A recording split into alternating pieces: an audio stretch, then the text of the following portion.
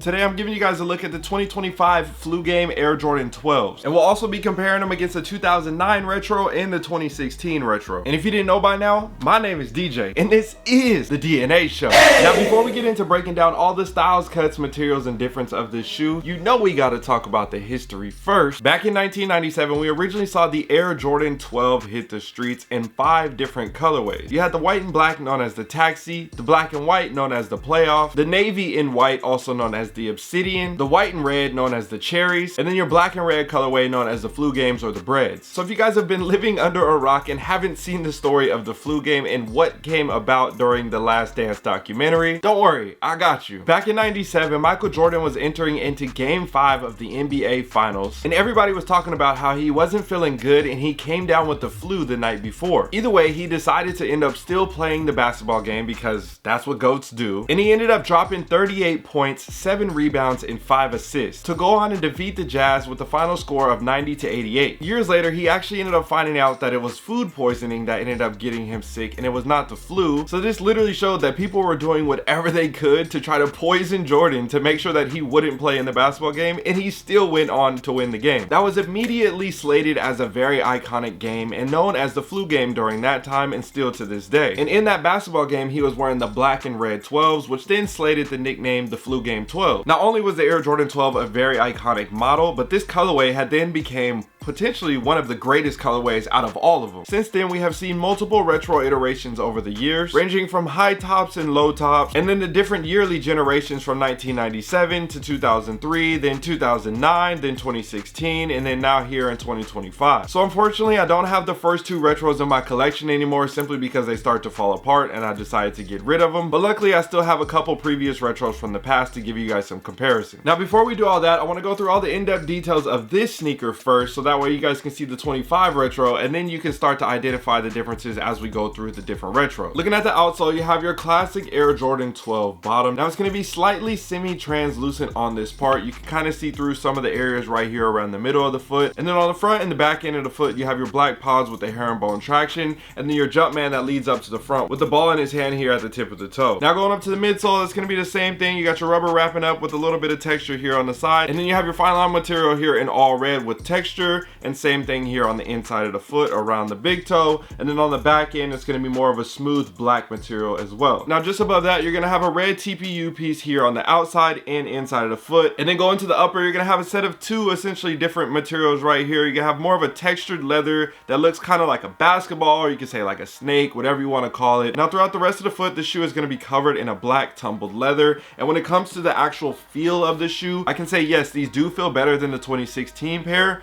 but again, they just don't compare to the OG. It's just hard to beat, I know, but at the end of the day, they still did a really good job on this shoe. Now looking at the tongue of the shoe, you're gonna have that same thing with the black tumbled leather, and then you're gonna have your, basically the 2 is typed out in text TWO, and then your 3 is actually a number right here giving you the 23 for Jordan, and then you have your red Jumpman here in the center of the tongue. Now also a thing to note during this time, this was the slow transition of Jordan Brand becoming its own entity within Nike and actually becoming brand Jordan. So with that, we started to see the removal of the Nike or the Nike Air branding on the sneakers and just Jordan and Jumpman branding on the shoes, like you would see here on the insole. You have an all black sock liner with a red Jumpman. And continuing on with the insole, this is going to be a Dream Cell insole, which is a little bit nicer, not the same as your polyurethane like we would like to see, but at the end of the day, I'm not mad at it simply because it is a better upgrade than those cheaper blue insoles. Now going to the back end of the heel, this is one of my favorite pieces of the Air Jordan 12 as well, is the pull tab right here that you have. Now on the inside of it, it has a red lining all throughout it, so you can kind of see it on the edges, and all throughout the exterior part, it's going to be a black material. Now when you turn the shoe sideways, you can see it reads Jordan in big text, and then just below that it says quality inspired by the greatest player ever. This is similar to the tag like you saw on the back end of the tongue of the Air Jordan 11. They just took that same style and then extended it and actually added it to the exterior part of the shoe on the heel. So overall, at the end of the day, I think this is a very great sneaker. I think they did a really good job compared to the previous retro, and obviously you can never go wrong with having these in your collection. I had to double up. It only made sense. And I'm excited to see if Jordan Brand is going to decide to do the Obsidian 12 next, because we apparently have the Taxi 12s coming out soon. We got the Cherries already. We got the playoffs already. So what do you guys think about the shoe? Let me know down below in the comment section. I'm gonna do a poll result later in the video to see what people think, if it's fire or trash. So stay tuned for that. But for now, let's do some of the comparisons between the previous retros from the past. The first one I want to start with is the Flu Game 12 back from 2009. This was a great era and I had a fun time collecting, and it's fun to still have these in my collection. But I think there is just obviously so many differences with this shoe in particular, so we have to cover it because honestly they did a really good job with the storytelling element of this. And first things first, let's talk about the retro card. So during this time in 2009, they were still giving us retro cards on the sneakers, and honestly sneakerheads still love that to this day, and I think it needs to come back. I have been campaigning. Let me know what you guys think about the retro cards. Should they come back? I posted a poll on my Instagram and this is what the people said. 96% of the people want to see the retro card come back. So besides all that, typically on the retro card they have a different look to it. They gave this one a new modern twist to it. They went all black without the borders on there. They gave us all the numbers. So at this point you had the Air Jordan 1 through 23, and the 2009 retro had just came out and they weren't doing numbers anymore for a short period of time which was kind of interesting because then they got back to doing numbers. But either way, another great nostalgic time seeing this retro card, pulling it out the box. And then on the other side right here you have 1997, the year that it happened, Michael Jordan having the flu. This was a very dope logo. And then you have the 38, which represents the amount of points that he had. Now taking it to the 2009 retro versus the 2025, as you can see, major switch up on the color of red, and then obviously the materials on the upper. This was like essentially reimagined before reimagined became a thing that it is today. Instead of doing leather, they decided to do the nubuck, which kind of makes me think about, man, they should bring the nubuck 12s back. That was a great shoe. Now the first hit that I love on this shoe, on the back end, on the heel counter, you're gonna have that same branding like you saw on the retro card. It's also gonna be here on the 2009 retro. And then another big switch up as well, looking at the tongue. You can see right here, instead of having the 2-3 typed out like we talked about earlier, they gave us another cool hit right here. So you have 9-7, the Flu Game with the white text, and then 38 right here in the red text just below that to switch it up compared to spelling out the 2-3 like you see on the original. Now when you look at the tongue, same thing here. You're gonna have your Jumpman in red, a black tongue, but then on the back end of the tongue you're gonna have all red right here on the Flu Game from 2009. Now going to the back end of the shoe, like I was talking about earlier, a piece that I really love, and honestly I'm not mad at either one, but this red with the white text on the back end honestly looks pretty clean. And then also the actual 23, it blends in right here. Instead of having the black, it's red.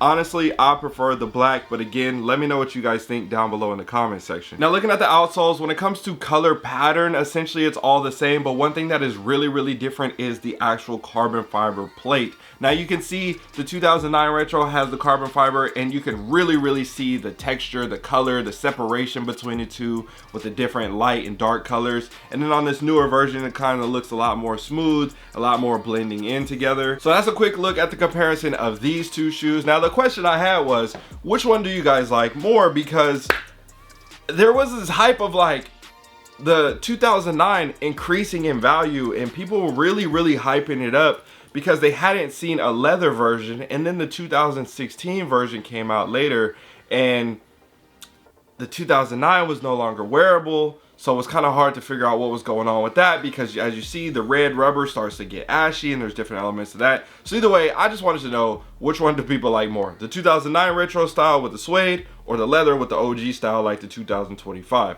So I posted a poll. This is what the people said. 32% of the people chose the 2009 and 68% of the people chose the 2025. Makes complete sense at the end of the day, simply because it's hard to beat a OG, especially a nostalgic classic like that. Hey, real quick, just wanted to let you guys know we're getting really close to 400,000 subscribers, so I need you guys to hit that subscribe button right now. Take a quick second to do that, and also run up the likes for me. Help it get to 1,000 likes on the video as well. Now let's go ahead and get back to it. And oh yeah, my bad. Just so you know, when we get to 400K, I got a big giveaway coming, so make sure you guys subscribe.